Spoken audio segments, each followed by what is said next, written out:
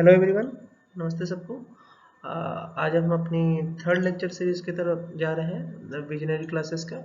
तो हमारा जो तीसरा टॉपिक है that is law of thermodynamics. Okay so हम सबसे बोलना चाहते हैं कि आप हमारे इस चैनल को सब्सक्राइब करें और हमारे क्लासेस को रेगुलरली ज्वाइन करने के लिए इस नंबर पे कांटेक्ट करें और आपको लेटेस्ट स्टडी मटेरियल अवेलेबल की जाएगी। And you also follow our page. Okay so आज जैसे कि थर्मोडायनेमिक्स की बात कर रहे हैं तो थर्मोडायनेमिक्स होती क्या है। सबसे पहली बात तो ये है, ठीक है। तो what does thermodynamic means? Thermodynamics is a branch of physics that deals with all the process related to temperature change। Temperature change होता है, ठीक है। हीट फ्लो, हीट का फ्लो होना, the relationship to the energy, radiation work and properties of matter, ठीक है। तो इसका अर्थ क्या समझा रहा है कि जैसे कि टेम्परेचर का चेंज होने के बाद हीट का फ्लो होना, ठीक है, फिर एनर्जी का ट्रांसफॉर्मेशन होना, डिफरेंट टाइप्स ऑफ रेडिएशंस के इजाद होना, उससे जो वर्क डन होता है और मैटर की प्रॉपर्टीज में जो चेंज आता है, उस पूरे ब्रांच ऑफ फिजिक्स को हम थर्मोडायनेमिक्स बोलते हैं। तो इस the term was coined, actually में जो सेकंड स्टेटमेंट बोल रहा है कि इस टर्म को कॉइन करने वाले जो पहले साइंटिस्ट हैं वो है mister William Thomson in 1749। Okay so what does this thermodynamic means? It is came from a Greek word that is called thermis. Thermis means heat and dynamics means powerful. Okay so there are some associated thermodynamic variables such as enthalpy, internal energy, entropy and Gibbs free energy. So thermodynamics variables को जानने के लिए हमको 4-5 variables की जरूरत होती है, जिसमें से सबसे 4 महत्वपूर्ण वेरिएबल्स जो हैं वो है enthalpy, internal energy change, entropy and Gibbs free energy. So enthalpy का अर्थ क्या समझा रहा है कि enthalpy is the energy released at a constant pressure. कोई किसी भी कांस्टेंट प्रेशर में अगर किसी एनर्जी का रिलीजिंग होता है तो उसको हम एंथैल्पी बोलते हैं, ठीक है। It is not possible to count the absolute enthalpy of a system while we are measuring the change in the enthalpy। इसका अर्थ क्या समझा रहा है कि हम कभी भी किसी वस्तु की या किसी भी सिस्टम की एक्चुअल एंथैल्पी मेजर करना पॉसिबल नहीं होता है। तो चलिए एक छोटे से एग्जांपल के साथ इसको समझते हैं, ठीक है। सपोज करिए ये आपका बाउल है और इसमें वाटर मौजूद है। अब जैसे ही हीट करेंगे बाउल को तो उसमें से गैस निकलेगी और जो गैस निकलेगी वो आपके उस कंटेनर के आसपास की टेम्परेचर को बढ़ाएगी। साथ ही साथ वो जब गैस बाहर भी निकलती है तो आसपास के सराउंडिंग के टेम्परेचर को भी वो इंक्रीज करेगी। तो इसका अर्थ सिंपल सी बात है कि एनर्जी रिलीज हुई है, एक कांस्टेंट प्रेशर पे रिलीज हुई है और वो टेम्परेचर को चेंज कर रही है। इसका मैथमेटिकल टर्म्स पे अगर चले हम तो बोला जाएगा इसका formula H equal to U plus PV, ठीक है। जहां पे H होती है एंथैल्पी, U होती है इंटरनल एनर्जी, P होती है pressure of the system and V होती है वॉल्यूम। अगर हम इसके एक्चुअल फॉर्मूला के बेसिस पे चलें तो एक्चुअल फॉर्मूला बोलता है कि change in enthalpy is equal to M, जो कि मास है गैस का, Cp specific heat at a constant pressure और टेम्परेचर चेंज, ठीक है। हमारी दूसरी वेरिएबल की बात करें तो that is internal energy change. The energy change at a constant volume is called as internal change. तो इंटरनल एनर्जी में कहाँ चेंज हो रहा है? अगर हम सपोज करें कि हमारा जो गैस है, यहाँ के गैस के मॉलिक्यूल्स हैं, वो बहुत एवेपोरेट करने के बाद उनमें एक्सपेंशन होगा। अगर आप पानी को गर्म करोगे तो उसमें ऑब्वियसली एक्सपेंशन होगा और कुछ उसके गैस के मॉलिक्यूल्स थोड़े रैंडम स्टेट्स में आ जाएंगे, जिसकी वजह से उसकी इंटरनल एनर्जी में चेंज आ जाएगी, उसके मॉलिक्यूल सेपरेट हो जाएंगे। तो उस वजह से हम उसको internal energy of a system बोलते हैं, जिसका फॉर्मूला है delta U equal to M C V delta T, ठीक है। द थर्ड टर्म आता है हमारा दैट इज कॉल्ड एंट्रोपी। तो एंट्रोपी होती क्या है?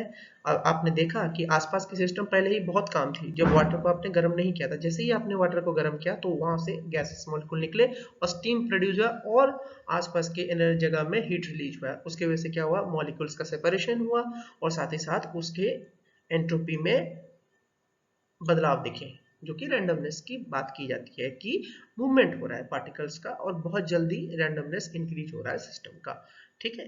जो चौथी वेरिएबल होती है वो होती है हमारी गिब्स फ्री एनर्जी। तो what is Gibbs free energy? Gibbs free energy is equal to the enthalpy of a system minus the product of the temperature and entropy. ये डायरेक्ट फॉर्मूला बेस्ड है, लेकिन गिब्स फ्री एनर्जी होती क्या है? ये एक free energy होती है जो कि तुम्हारे काम करने में काम आती है।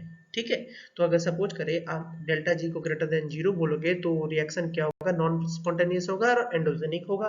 वाइल आपका जो प्रोसेस होगा जो कि लेस देन 0 होगा डेल्टा जी, जहां पे वहां पे रिएक्शन स्पॉन्टेनियस होगा और एक्सोजेनिक होगा। ठीक है, तो था थर्मोडायनामिक्स का बेसिक्स। अब हम चलते हैं लॉ ऑफ थर्मोडायनामिक्स में, जिसको हमको जानना है। सपोज करिए पहली लॉ की बात करते हैं, जीरोथ लॉ ऑफ थर्मोडायनामिक्स, जो कि थर्मल इक्विलिब्रियम पे बेस्ड है। तो ये बोलती क्या है? इससे पहले कि हम चलें जीरोथ लॉ ऑफ थर्मोडायनामिक्स को समझाने, आप डायरेक्टली चलते हैं पहले थर्मल इक्विलिब्रियम को समझने के लिए। तो what does thermal equilibrium says? The thermal equilibrium is a condition where no exchange of heat takes place through two substance in physical contact with each other. अगर आप किसी भी दो सब्सटेंस को फिजिकल कॉन्टैक्ट में रखते हैं और फिर भी उनमें कोई एक्सचेंज नहीं होती है हीट की, तो हम उसको बोलेंगे कि वो बॉडी अभी थर्मल इक्विलिब्रियम में होंगे, प्रोवाइडेड उनकी टेम्परेचर सेम हो तो। ये बात आती है। ठीक है, तो ऐसा कंडीशन कैसे पैदा हो सकता है? आप एक्सचेंज भी नहीं कर रहे हैं हीट की और आप चाहते हैं कि दो बॉडी का टेम्परेचर सेम रहे। तो ये तभी पॉसिबल हो सकता है। सपोज करिए इस फिगर से हम आसानी से समझते हैं। सपोज करिए हमारे पास तीन क्यूब्स के सिस्टम है। The first cube is A, the second cube is B and the third cube is C. A is not connected with the B due to a presence of the adiabatic wall। अगर हम एक adiabatic wall को बीच में रखते हैं जिससे कि कोई ट्रांसफर होती नहीं है हीट की, लेकिन प्रोवाइडेड दोनों की टेम्परेचर सेम हो जा रही है। आप ये सेम कैसे हो रही है? सपोज करिए स्टार्टिंग में होगा A एंड B का टेम्परेचर अलग अलग होगा, लेकिन जैसे ही आप एक बॉडी को C से कनेक्ट कर देते हैं A के साथ और B के साथ, तो वो क्या होगा कि हीट का फ्लो यहाँ से होते हुए इधर जाएगा। तो इस मीडियम के थ्रू से आपका जो थर्मल इक्विलिब्रियम है वो मेंटेन हो जाएगा। तो इस प्रश्न का जो उत्तर था वो इस तरीके से था कि अगर आप सोचें कि if A and C are in thermal equilibrium with each other and B and C are in thermal equilibrium with each other, then A and B are in thermal equilibrium. यही होती है हमारी जीरोथ लॉ ऑफ थर्मोडायनेमिक्स। चलते हैं हम अपने दूसरे law की तरफ। तो दूसरे लॉ में क्या बताया जा रहा है कि that is first law of thermodynamics. The what is the first law of thermodynamics? की first law of thermodynamics based है तुम्हारा law of conservation of energy पे। तो first law of thermodynamics says that the energy can be converted from one form to another but neither be created nor be destroyed. ये simple सा statement है। ये एक ही चीज समझा रहा है कि एनर्जी को हम तोड़ नहीं सकते, बना नहीं सकते, हम बस एक फॉर्म से दूसरे फॉर्म में कन्वर्ट कर सकते हैं। हम उसको बर्बाद नहीं कर सकते, ना ही हम उसको बना सकते हैं। ये बड़ा ही सिंपल स्टेटमेंट है। लेकिन हम अगर उसके मैथमेटिकल टर्म्स में जाए तो हम क्या समझना चाहेंगे कि मैथमेटिकल टर्म समझा रहा है कि the first law mathematical states that the heat provided to a system brings the change in the internal energy of the system plus vector। तो ये फॉर्मूला बेस्ड है उसका। तो Q जो होती है वो हीट होती है और ये U1 माइनस U2 जो होती है ये इंटरनल एनर्जी की चेंज होती है, और W जो होता है दैट इज फैक्टर। सो हो क्या रहा है एक्चुअली अगर हम देखें, सपोज करिए आपने एक सिस्टम लिया है जिसका आपकी इंटरनल एनर्जी U1 है, आपने अचानक से उसको Q एनर्जी दे दी है हीट की, तो उससे क्या होगा कि वो W टाइम्स एक्सपैंड करेगा, वर्क डन होगा, और W के साथ वर्क डन के साथ वो एक्सपैंड करेगा, और एक्सपैंड करने के बाद उसकी इंटरनल एनर्जी में चेंज आ जाएगी, जिस वजह से आपको दिख रहा होगा कि यहाँ पे पिस्टन जो होगा वो काफी ऊपर चढ़ गया है। तो ये हमारी फर्स्ट लॉ ऑफ थर्मोडायनेमिक्स को बता रही है कि हमारी जो total amount of heat use हो रही है वो आपकी इंटरनल एनर्जी को चेंज करने में और साथ ही साथ वर्क डन करने में काम आ रही है। तो इस वजह से हम बोल सकते हैं कि ये law of conservation of energy को वैलिड बता रही है। चलते हैं हमारे सेकंड लॉ ऑफ थर्मोडायनेमिक्स की तरफ। What is the second law of thermodynamics? The second law of thermodynamics deals with the entropy. What is entropy? Now we have already studied कि एंट्रोपी जो होती है वो डिग्री ऑफ रैंडमनेस होती है। तो entropy of entire universe as an isolated system will always increase over the time. इसका अर्थ क्या समझा रहा है कि यूनिवर्स की एंट्रोपी कभी भी डिक्रीज नहीं होती है, हमेशा वो इंक्रीज होती रहती है टाइम के साथ। ठीक है, तो सपोज करें कि आप समझिए इस तरीके से कि the heat energy can not be transferred from a body at lower temperature to a body of higher temperature without the addition of energy. आप कोई भी हीट ट्रांसफर नहीं कर सकते एक ठंडे बॉडी से एक गर्म बॉडी की तरफ अनलेस आप कोई स्पेशल एनर्जी और डिफरेंट टाइप ऑफ एनर्जी का यूज ना कर रहे हो तो इसके लिए हमारे दो स्टेटमेंट दिए गए थे। The first statement was of Kelvin Planck statement. The Kelvin Planck statement क्या बोल रहा है कि no process is possible there is in the world whose sole result is to take heat from a reservoir and convert it completely into mechanical work। तो हम इसको समझते हैं बड़े आसानी से। तो आप देख सकते हैं कि यहाँ पे आपके पास एक हॉट बॉडी है T1 टेम्परेचर के साथ और कोल्ड बॉडी है T2 टेम्परेचर के साथ। आपको दिख भी रहा है कि T1 टेम्परेचर जो है वो T2 से ऑब्वियसली ग्रेटर होगा क्योंकि वो हॉट बॉडी है। हीट का जो फ्लो हो रहा है आप देख सकते हैं कि हीट का जो फ्लो हो रहा है इस समय में क्या हो रहा है वो वर्क डन में कन्वर्ट हो रहा है। ठीक है, तो क्या वो टोटल वर्क डन में कन्वर्ट हो रहा है? नहीं। आपको दिख रहा होगा कि जो हीट फ्लो हो रहा होगा वो कुछ वर्क डन में कन्वर्ट हो रहा है, साथ ही साथ कुछ आपका कोल्ड रीजन में सिंक भी हो रहा है। तो आप नहीं बोल सकते हैं कि ऐसी कोई भी इंजन या कोई भी चीज आप बना नहीं सकते हैं कि जिस तरीके से कि आपकी टोटल जो रिजर्वायर से हीट निकल रहा है उसको आप कंप्लीटली मैकेनिकल वर्क में कन्वर्ट नहीं कर सकते हैं। तो ये सिंपल सा स्टेटमेंट है केल्विन प्लैंक्स का।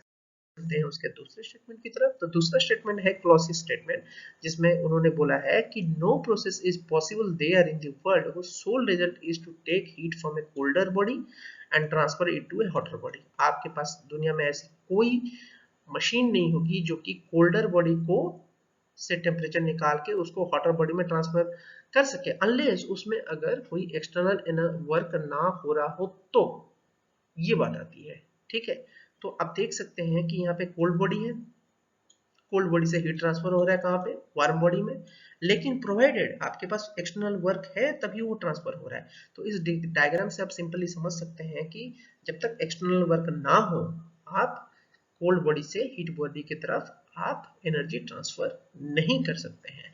तो यही चीज यहाँ पे समझाया गया है कि one body can transfer heat from a cold body to hotter body unless some external work is not to be done. हम चलते हैं अब अपने आखिरी थर्मोडायनेमिक्स लॉ की तरफ, that is the third law of thermodynamics. ये बड़ा ही इंटरेस्टिंग लॉ है। इसको जानने से पहले हम कुछ टर्म्स जानने के लिए जरूरी होती है जो हमारे लिए जरूरी है, that is called absolute zero temperature, entropy and perfect crystal. ठीक है, अगर हम एब्सोल्यूट जीरो टेम्परेचर की बात करें तो एब्सोल्यूट जीरो टेम्परेचर जो होता है वो होता है हमारा 0 डिग्री केल्विन। आप समझ सकते हैं 0 डिग्री केल्विन कितना डिग्री सेल्सियस होता है, -273.15 डिग्री सेल्सियस होता है। ये काफी कम है, ये बहुत ही कम टेम्परेचर है।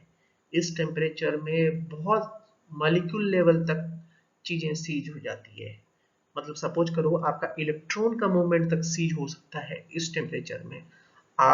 तो ये तो पॉसिबल ही नहीं है इस टेम्परेचर को अचीव करना, पहली बात तो ये है। ठीक है, सेकेंड पॉइंट आता है कि एंट्रोपी अगर लेस होगा तो आप मोर वर्क डन पैदा कर सकते हैं। ये सिंपल सा कंसेप्ट है। अगर आपका हीट चेंज जो है आप दे रहे हैं किसी भी सिस्टम को, उसमें से जो मॉलिक्यूल्स निकल रहे हैं वो अगर ज्यादा रैंडम होंगे तो उनका हीट जो होगा वो वर्क डन कर नहीं पाएगा, वो तो जल्द से जल्द रिलीज होना चाहिए, वो वर्क डन कर नहीं पाएगा। तो यही बात होती है कि एंट्रोपी जितनी कम हो उतनी अच्छी वर्क डन होगी। ये है दूसरा स्टेटमेंट। ठीक है, जो कि यहाँ पे समझाता है। ठीक है, थर्ड स्टेटमेंट जो आपको जानना है दैट इज परफेक्ट क्रिस्टल। आपने केमिस्ट्री में पढ़ा होगा +2 में कि आपके बहुत तरीके के क्रिस्टल्स होते हैं। ठीक है, तो एक परफेक्ट क्रिस्टल वाली स्ट्रक्चर होनी बहुत जरूरी होती है आपका थर्ड लॉ में जानने के लिए। ठीक है, तो ये 3 पॉइंट्स बहुत ही इंपॉर्टेंट है। ठीक है, तो थर्ड लॉ बोलता क्या है ये जानते हैं। Third law states that entropy of a perfect crystal approaches to zero at absolute zero temperature. Experimentally is not possible। बहुत साइंटिस्ट ने एक्सपेरिमेंट किया है और एक्सपेरिमेंट करने के बाद उनको सक्सेसफुल नहीं हुआ है कि वो 1 डिग्री केल्विन तक पहुंच सके, क्योंकि वो पॉसिबल नहीं है। थर्ड लॉ जो स्टेटमेंट दे रहा है वो दे रहा है कि परफेक्ट क्रिस्टल में ही आप 0 डिग्री केल्विन तक पहुंच सकते हैं, और उस समय क्या होगा, पूरी की पूरी एंट्रोपी सीज हो जाएगी। जैसे कि मैंने आपको बताया कि इलेक्ट्रॉन का मूवमेंट तक सीज हो जाता है, तो आपका एंट्रोपी ऑब्वियसली वहां पे सीज हो जाएगा। सीज होने का अर्थ है कि उसकी वैल्यू 0 हो जाएगी, जो कि एक्सपेरिमेंटली कभी भी पॉसिबल नहीं है। अगर हम एक इंटरेस्टिंग फैक्ट जानने की कोशिश करें जो हमारे साइंटिस्ट ने खोज निकाला है, that is called boomerang nebula constellation. ठीक है, ये एक ऐसा नेबुला है जिसकी टेम्परेचर 1 केल्विन तक पहुंची है, 0 केल्विन अभी तक नहीं पहुंचा है, 1 केल्विन तक पहुंचा हुआ है। वो हमारे पूरे यूनिवर्स का सबसे ठंडा वाला जगह है अगर बोला जाए तो। लेकिन इट इज नॉट पॉसिबल, अगर हम बोलें कि क्यों थर्ड लॉ जो होता है वो पॉसिबल नहीं है, क्योंकि हमारा 0 डिग्री केल्विन हमेशा एक परफेक्ट क्रिस्टल में ही अचीव कर सकते हैं। It is not possible to get 0 degree Kelvin, because हमारा जो क्रिस्टल होता है एंटायर वर्ल्ड में वो कभी भी परफेक्ट नहीं होता है। इसलिए हम ये जानते हैं कि ये 0 डिग्री केल्विन लाना पॉसिबल नहीं है। एज वेल एज क्या होता है कि सेकेंड लॉ को जब हम स्टेट करते हैं तो heat flow from high temperature to low temperature without any external work, so entropy will be there. जैसे कि सेकेंड लॉ से हमने पढ़ रखा है कि हीट की जो फ्लो होती है वो हमेशा हाई टेम्परेचर से लो टेम्परेचर की तरफ होती है। ठीक है, तो उसमें कुछ ना कुछ वर्कडन भी होता है। ठीक है, और वर्कडन अगर होगा तो ऑब्वियसली उसमें एंट्रोपी तो आएगा ही आएगा। आप एंट्रोपी को कभी 0 नहीं बना सकते हैं। तो ये जो स्टेटमेंट था थर्ड लॉ, ये काफी हद तक पॉसिबल नहीं था। ठीक है, तो उसने ये चीज बताया। फिर आता है कि thermal energy will always enter a body, will always create a movement of particles in the mass. ये बात आती है। तो ये स्टेटमेंट क्या समझा रहा है कि ये स्टेटमेंट ये सिंपली क्लियरली समझा रहा है कि एंट्रोपी जो होती है सिस्टम की वो हमेशा चेंज होगी और एंट्रोपी रहेगी किसी भी सिस्टम में। वो बिल्कुल भी 0 डिग्री तक सीज नहीं हो सकती है। तो इसके साथ मैं अपने इस लेक्चर को आज विराम देता हूँ। आशा करते हैं कि आप सबको समझ में आया। धन्यवाद।